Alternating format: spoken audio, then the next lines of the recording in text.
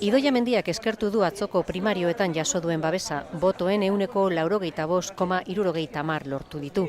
Idazkari nagusi legez emandako lehen elkarrizketan Mendiak adierazi du EAJ estela fidagarria akordioak sinatzen dituenean. 2013 urtean EAJak eta PSek sinatutako egonkortasunerako akordioari begira eskuak libre dituela esan du.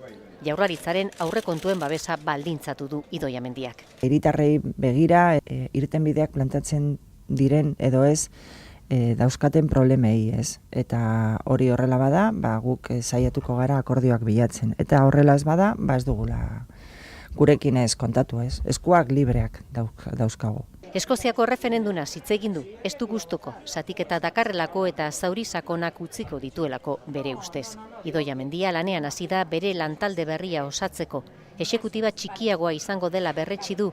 Mikel Torresek hartuko du Bizkaian Jose Antonio Pastorren erreleboa. No sobra nadie en el Partido Socialista de Bizkaia, al revés. Inor ez dagoela soberan adierazi du Torresek eta Bizkaiko buruzagitza berriak sensibilitate guztiak integratuko dituela.